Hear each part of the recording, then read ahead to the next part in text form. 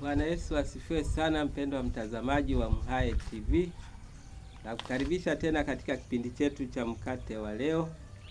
Bado tunaziangalia ahadi za Mungu zilizoandikwa kwa ajili yetu katika Biblia. Leo tumekifikia kitabu cha nabii Yoeli. Kitabu cha nabii Yoeli sura ya pili, taanza kusoma mstari wa 28. Kitabu cha nabii Yoeli sura ya pili kuanzia mstari wa 28. Hata itakuwa baada ya hayo ya kwamba nitamimina roho yangu juu ya wote wenye mwili, na wana wenu waume kwa wake watatabiri, wazee wenu wataota ndoto, na vijana wenu wataona maono. Tena juu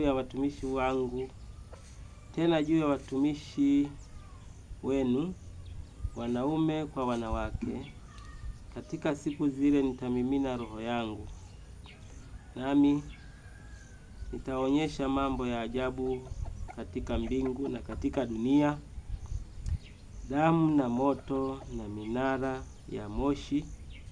Jua litageuzwa kuwa giza na mwezi kuwa damu, kabla haijaja siku ya Bwana iliyo kuu na itishayo. Na itakuwa ya kwamba mtu awaye yote atakayeliitia jina la Bwana ataponywa. Kwa kuwa katika mlima Sayuni na katika Yerusalemu watakuwapo watu watakaookoka, kama Bwana alivyosema, na katika mabaki hao awaitao Bwana. Amen. Pendwa mtazamaji wangu, tunakutana na ahadi nyingine hapa, nayo ni hii. Anasema nitamimina roho yangu juu ya wote wenye mwili. Nitamimina roho yangu juu ya wote wenye mwili. Hapa Mungu anasema atamimina roho yake. Ataiachilia roho yake kuja kwa watu wenye mwili. Jambo hili lilitabiriwa zamani, lilikuja kutokea siku ya Pentekoste aliposhuka Roho Mtakatifu kwa wanafunzi wake, wanafunzi wa Yesu.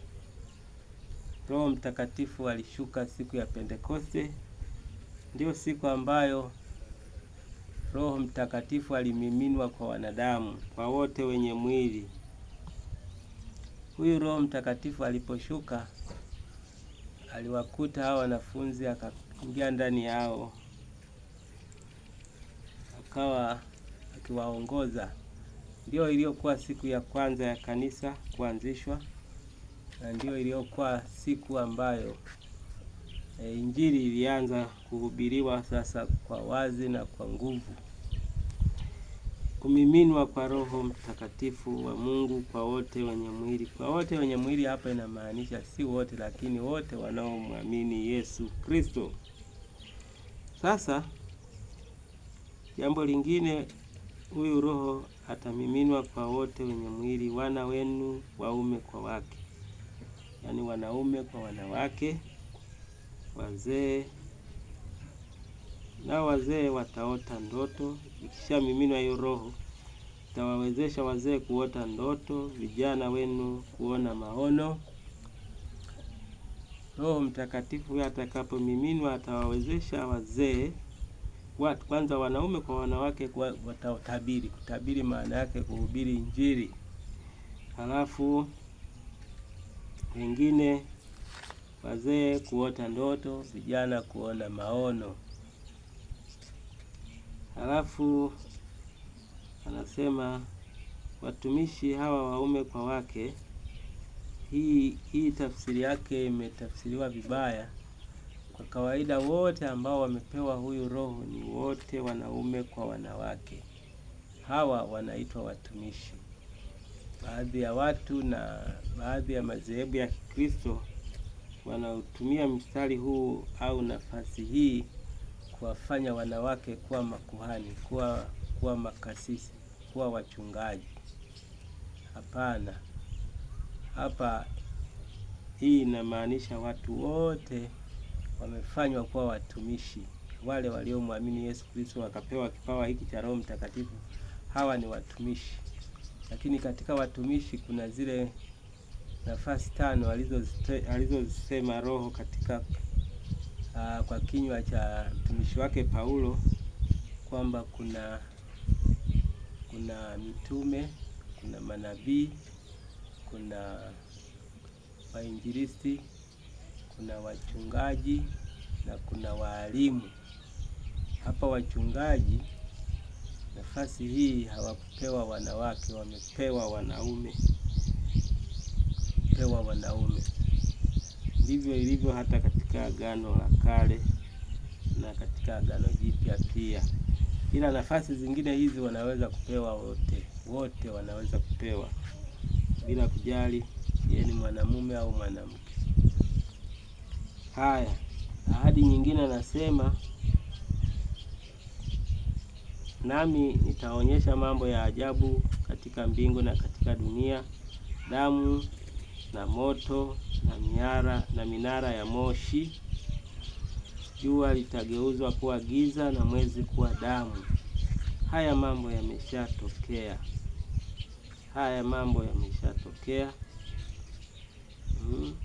Mwezi kuwa kama damu imeshakuwa. Alafu kupatwa kwa jua imeshatokea. Jua litageuzwa kuwa giza, ndio inaitwa kupatwa kwa jua. Imeshatokea mara kwa mara.